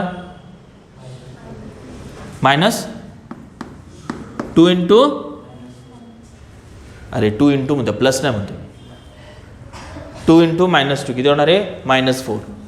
आता दोघांचा बेस सेम आहे, फक्त पॉवर वेगळे आहे. काय होणार मग या दोघांचं ॲडिशन होणार, मग किती होणार आहे -6. कसं आलं कन्वर्जन, काय आलं मी डायरेक्टली लिहूया येतं. म्हणजे किती होणार 10⁻⁻6 राहू दे.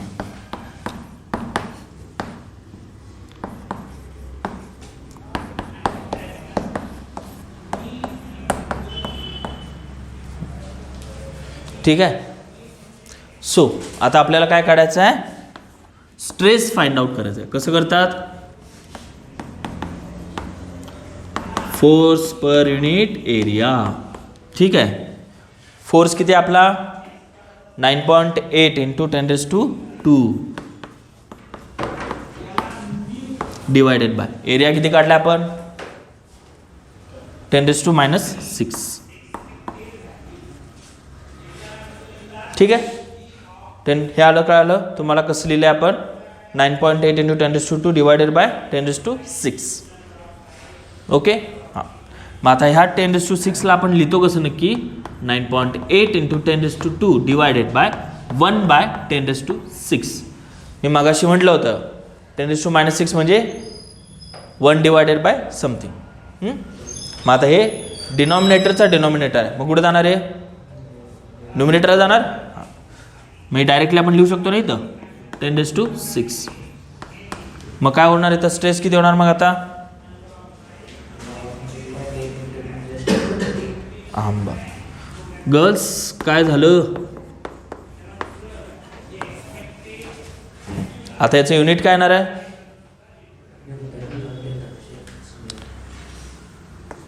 बोला रे बोला, न्यूटन पर मीटर स्क्वेअर. आलंय लक्षात काय काय केलं आपण इथं.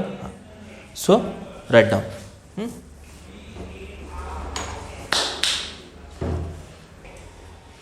पहिल्यांदा गिवन, त्यांचं कन्वर्जन, आणि लास्टला फोर्स, मग स्ट्रेस काढा. आणि दरवेळी आन्सर किंवा प्रॉब्लेम सोडल्यानंतर त्याचं युनिट लिहिणं कंपल्सरी आहे. ते लिहिलं नाहीत तर मार्क जाणार.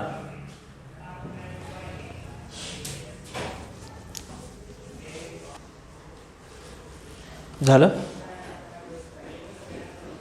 स्वतः तरी थोडं कॅल्क्युलेशन करा. झाले.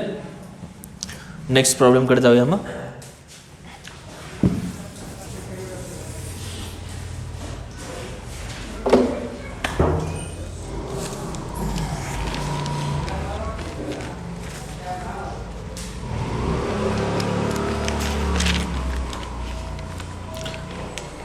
पाचव्या नंबरचा प्रॉब्लेम घ्या.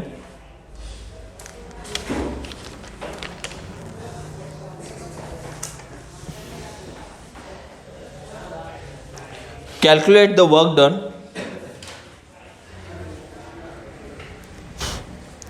Calculate the work done in a stretching a steel wire, stretching a steel wire of length 2 meter and cross sectional area 0.0 cross sectional area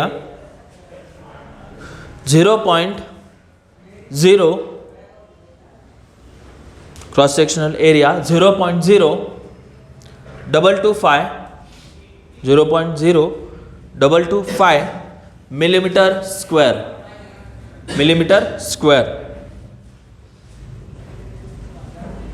When a load of 100 Newton is slowly applied is slowly applied to its free end. To its free end. Young's modulus of a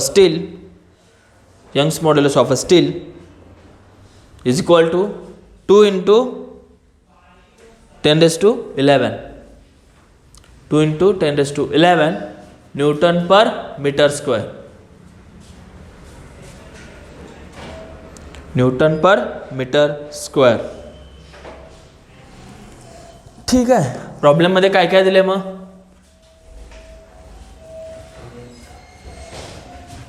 काय काय दिले? काय? हां काय किती आहे? 2 metre. हां ठीक आहे. पुढं एरिया ऑफ क्रॉस सेक्शन दिला आहे. किती आहे? 5. कशात आहे? Millimetre square. हां नंतर लोड कशात, काय युनिट काय त्याचा? न्यूटन. म्हणजे काय? फोर्स आहे ना तो. मग force is equal to 100 N. ठीक आहे. आणि नंतर झालं का? तेवढंच आहे. यंग्स मॉडेल्स पण दिलं आहे. वाय दिलं आहे ना तिथं. वाय इज इक्वल टू किती आहे? 2 into 10 raised to 11. आणि विचारलंय काय? Work done. म्हणजे आपण जो स्ट्रेन एनर्जीचा फॉर्म्युला काढला होता तो वापरायचा इथं. काय होता वर्क डनचा formula? 1/2 into load into extension. ठीक आहे. हां आता कसं आहे, आपल्याकडे लोड आहे, अडचण काही नाही. लोड आहे आपल्याकडं. प्रश्न आला एक्सटेन्शनचा. आपल्याकडे इथं एक्सटेन्शन काढण्यासाठी अशी स्वतःची क्वांटिटी नाही आहे. मग आपण अजून एक मध्ये फॉर्म्युला काढला होता वाय इज इक्वल टूचा. त्याच ह्याच्यामध्ये काय होता तो? नाही एक ते वर्क डनचं इक्वेशन काढताना वायचा एक फॉर्म्युला काढला होता मध्ये. Y is equal to F into A into small L divided by capital L. हां तो फॉर्म्युला इथे यूज करूया. F into A into small L divided by capital L. ठीक आहे ना लक्षात फॉर्म्युला तो?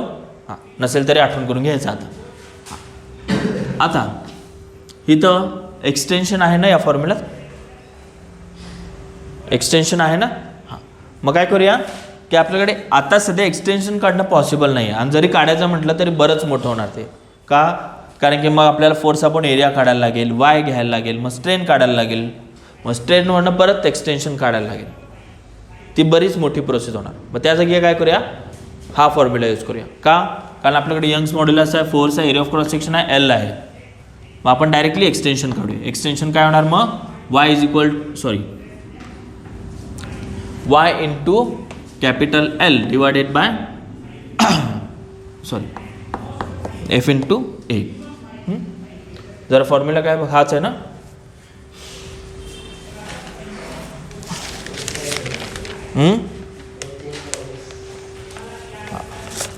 इथं काय आहे? एक्स आहे काय? एक्सने आपल्याला हे पाहिजे.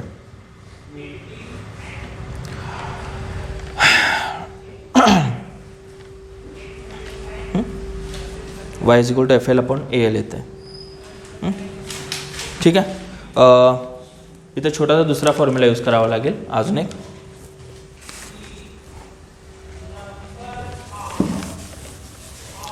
कुठला? तो स्ट्रेस अपॉन स्ट्रेसचा फॉर्म्युला यूज करावा लागेल आपल्याला की force upon area divided by extension divided by L. हा फॉर्म्युला यूज करावा लागणार आपल्याला की Y is equal to Young's modulus equal to stress upon स्ट्रेनचा. मग आता ही टर्म काय होणार तुमची की F into L into A into small L. हा यंग्स मॉड्युलसचा फॉर्म्युला आहे. जस्ट काय करूया आपण? एल इकडे टाकूया. मग हे काय होणार? L is equal to F into L into A into Y. हे आलं. मग तो इथं घालूया आता एक्सटेन्शनमध्ये. मग काय होणार तुमचं total work done. Work done काय होते मग 1/2 into F into L divided by A Y. मग हे 1/2 F square into L upon A Y आला फॉर्म्युला. आता जस्ट इथं आपल्याला व्हॅल्यूज घालायच्या.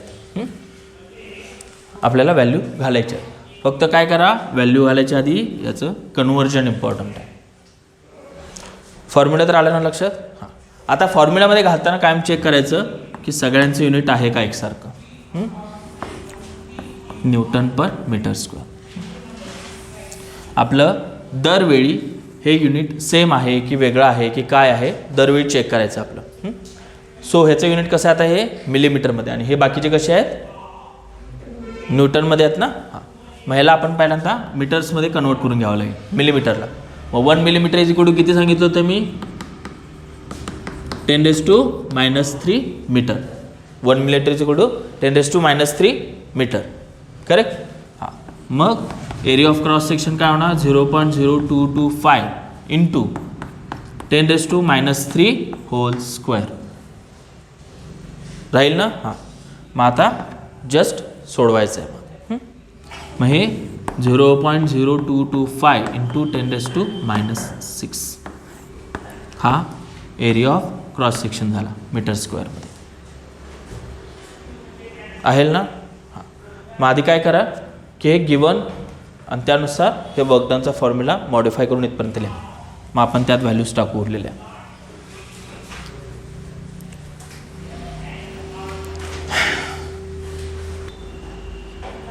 तिथपर्यंत आला की सांगा, मग त्यात व्हॅल्यू घालूया.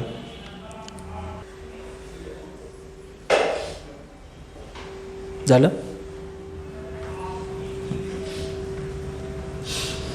ठीक आहे.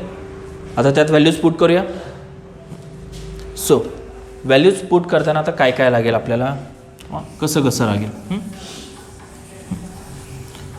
मग आधी एक एक व्हॅल्यू पुट करूया काय काय होतं बघू.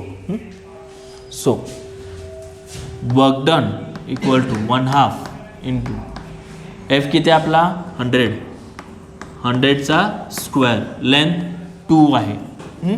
Area of cross section 0.0225 into 10⁻⁶ into Y किती आहे 2 इंटू 10⁻11. ठीक आहे. हे नीटच लिहून घेऊया. Work done is equal to 1/2 into 100ला आपण 10⁻²चा स्क्वेअर लिहू शकतो. 100 म्हणजे काय 10चा स्क्वेअर आहे ना. हां, मग 10⁻²चा स्क्वेअर इंटू 2 डिवायडेड बाय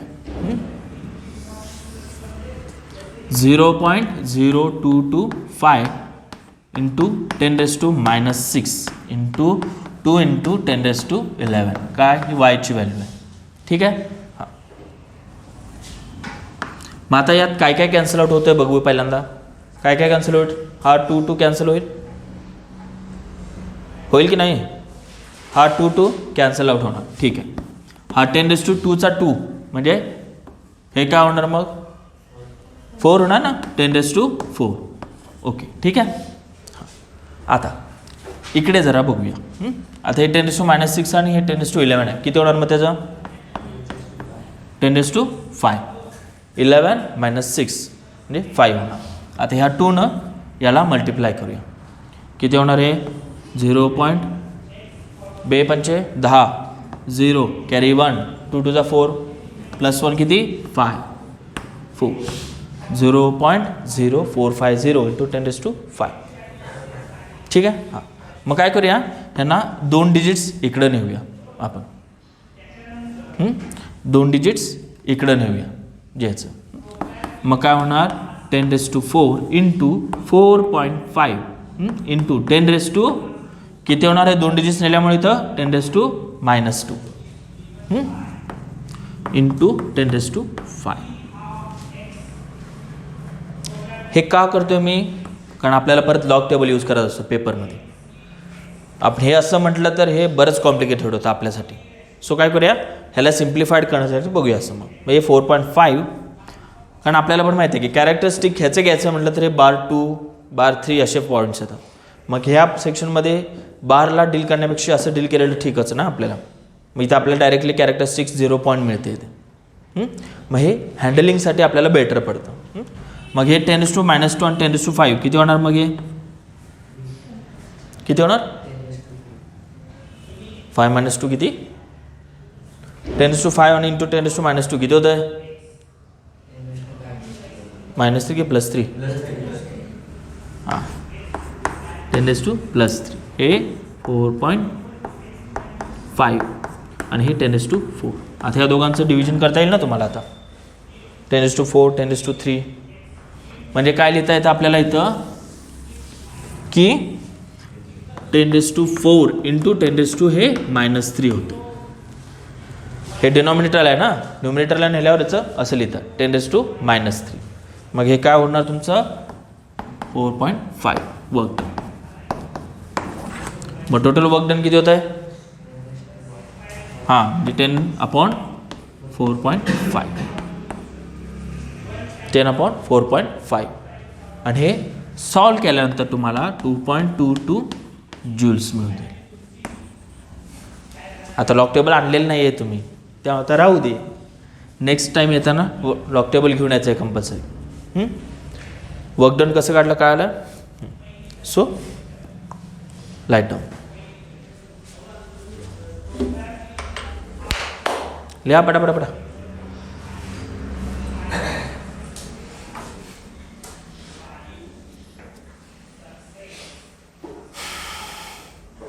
झाले लिहून शाबास.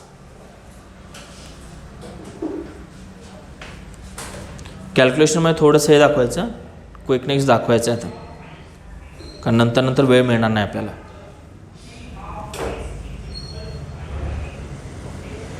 बोर्डाच्या पेपरला एवढे नाहीत अवघड, सिम्पल्सच असतात, त्याची अडचण नाही काही. पण ज्यावेळी हायर लेवलचे एक्झाम्स द्यायला जाल त्यावेळी ह्या बाबतीत जरा सांभाळून. लिहून झालं की सांगा. वर्क डनचं युनिट कायम ज्यूल लिहायचं हां, आणि त्याचं डायमेन्शन काय m1 L⁻², T⁻².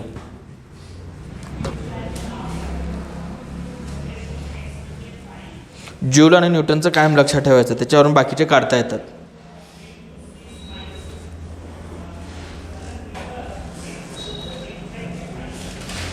जरा लेंदी एक्झाम्पल.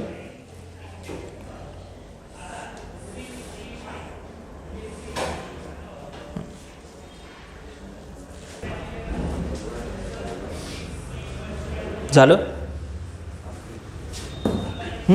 मग problem number 8 8वा.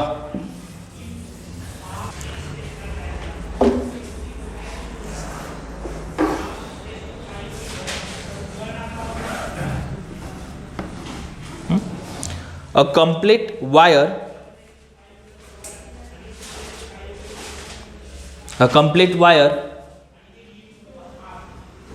is prepared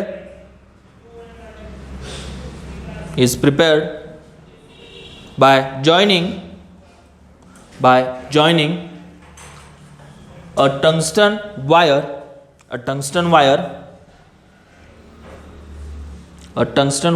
and a steel wire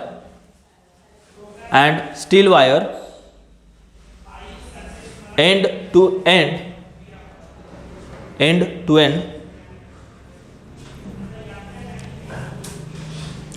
Both the wires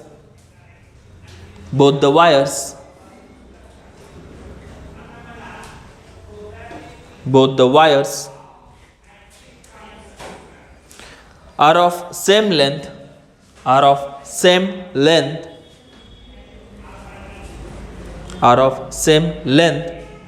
and same area of cross section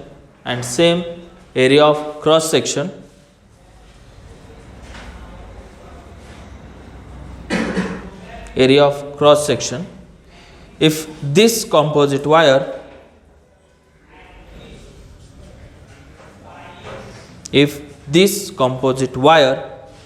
is suspended to a rigid support, to a rigid support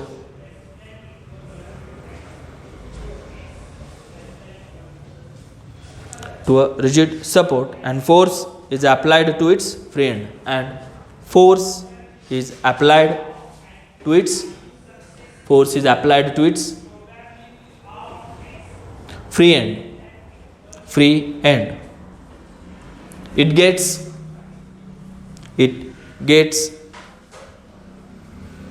extended by 3.25 millimeter.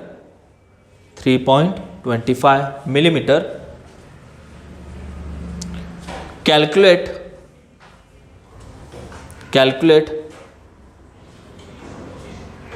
the increase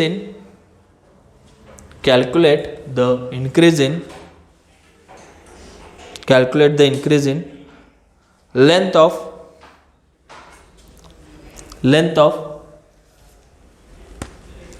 tungsten wire and steel wire respectively, separately.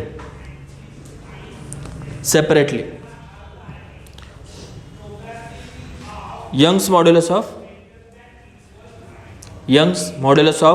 tungsten, त्या problem तिथे लिहून दिलेलं नाही आहे. Young's modulus of tungsten equal to 4.1 into 10 raised to 11. 4.1 into 10 raised to 11 Pascal PL. And Young's modulus of steel wire equal to 2 into 10 raised to 11 Pascal. 2 into 10 raised to 11 Pascal. 2 into 10 raised to 11 Pascal. आता pascal म्हणजे nothing but newton per metre square. Pascal लिहा किंवा Newton per metre square लिहा, अर्थ एकच आहे, त्यांच्यामध्ये conversion unit नाही आहे काही. आपल्याला आता काय करायचं आहे की फाइंड आउट करायचं आहे. मग त्यांनी आता काय काय दिलं आहे की टोटल एक्सटेन्शन दिलं आहे. काय length of extension in tungsten wire plus steel wire किती आहे ते 3.25.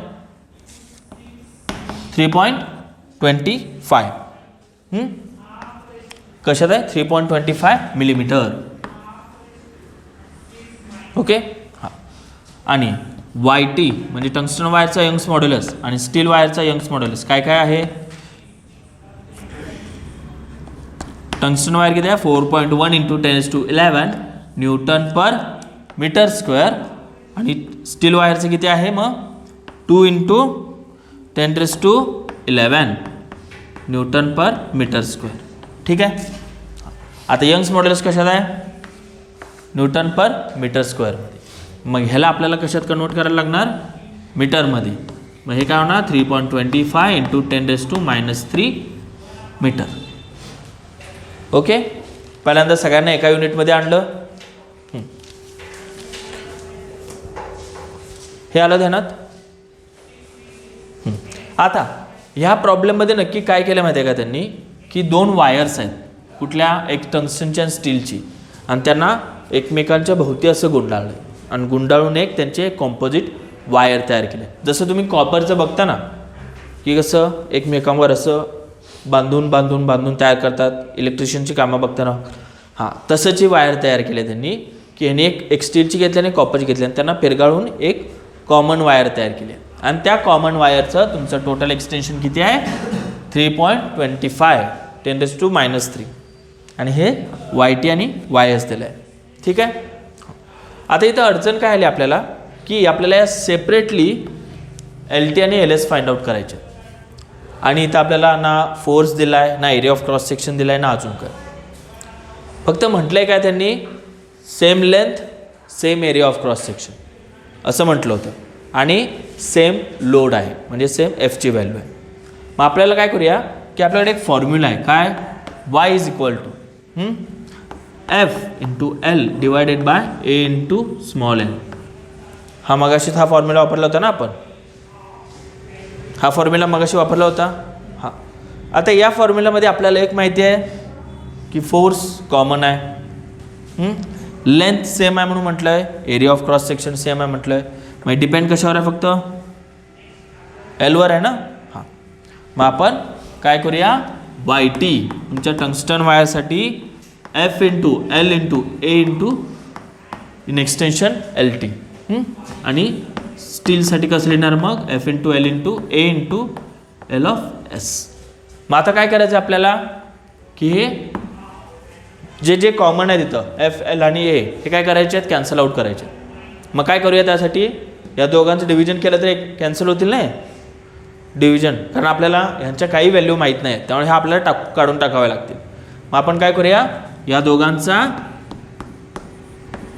रेशिओ घेऊया. मग हे काय होणार, या सगळ्या व्हॅल्यूज कॅन्सल आउट होणार. मग उरतंय काय फक्त 1/LT डिवायडेड बाय 1/LS. हे लक्षात येईल काय लिहायला पाहिजे, कॉमन कॅन्सल आउट केले. कसं केलं हे, F into L into capital L, sorry A, F into L into A. आता हा पार्ट कॅन्सल होणार, हा एक कॅन्सल होणार. मग उरतंय काय 1/LT डिवायडेड बाय 1/LS. मग आता डिनॉमिनेटरचा डिनॉमिनेटर कुठे जातोय, न्यूमरेटरला. मग काय होणार, हे LS इथं घेतो. मग हे YT upon YS is equal to LS upon LT. ठीक आहे, आपल्याकडे YT आणि YS ची व्हॅल्यू आहे की नाही इथं, YT आणि YS ची व्हॅल्यू जस्ट टाका तिथं. मग काय होणार इथं, YT किती आहे तुमचा 4.1 इंटू 10⁻11 आणि YS किती आहे 2 into 10⁻11 is equal to LS upon LT. ठीक आहे, झोप आल्यागत बघू नका याच्यावर. हां हे येतं आहे, ठीक आहे, LS अपॉन LT. मग आता 10⁻11 कॉमन आहे, काढू शकतो. LS बाय LT ह्याचं डिव्हिजन किती होणार, किती होतं आहे, 4.1 डिवायडेड बाय 2 किती होतं आहे, काढा तेवढं तरी सांगा. 4.1 डिवायडेड बाय 2 किती येतं आहे, 2.05. आता यावरून LS ची व्हॅल्यू काढता येईल ना आता आपल्याला. मग हे LS इज इक्वल टू किती होणार 2.05 इंटू LT. ठीक आहे, LS काढला आणि आपल्याकडे हे आहे ना रिलेशन,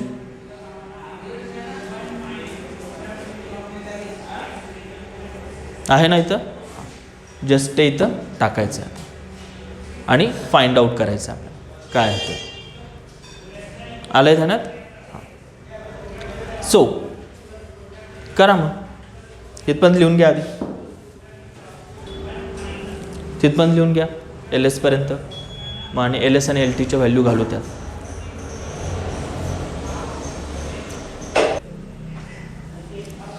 डन. LS काढला, LS पर्यंत.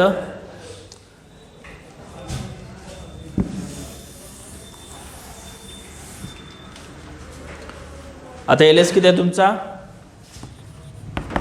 2.05 into LT is equal to 3.25 into 10⁻³ metre.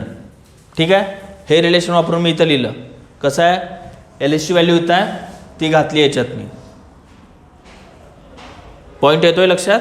हां, मग हे टोटल रिलेशन किती होणार 3.05 इंटू LT. मग हे 3.25 इंटू 10⁻³ मीटर्स. मग हे LT किती होणार तुमचा 3.25 इंटू 10⁻³ मीटर्स डिवायडेड बाय 3.05. आणि जस्ट हे कॅल्क्युलेशन करायचं आहे आणि फाइंड आउट करायचं आहे. हा तुमच्यासाठी होमवर्क आहे की तुम्हाला आता मी LT तर काढून दाखवला आहे की त्यावरून एल एस पण तुम्हाला फाइंड आउट करायचं. घरी जाऊन लॉग टेबल यूज करायचा आणि एल टी आला आहे ना, एल टीचा परत यूज करून एल एस काढायचा. राहील लक्षात कसं काढायचं. एल टी काढा, ती व्हॅल्यू याद घाला आणि परत फाइंड आउट करा आणि येईल तुमचा आन्सर. ठीक आहे.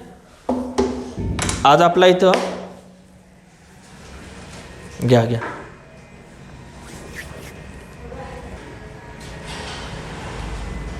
डन.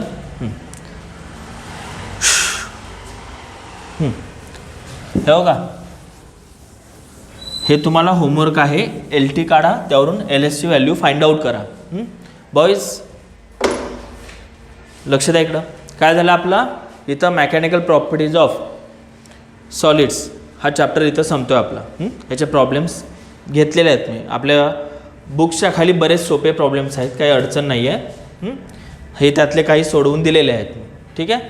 सो आज आपण इथं थांबूया. नेक्स्ट लेक्चरला आम्हाला इलेक्ट्रोस्टॅटिक्स स्टार्ट करायचं आहे. तुमची एक्झाम कधी आहे? टर्मिनल एक्झाम पहिली किती?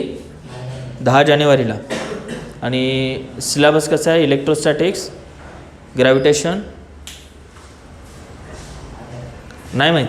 अरे बापरे, एक्झाम देणार कोण आहे? हां.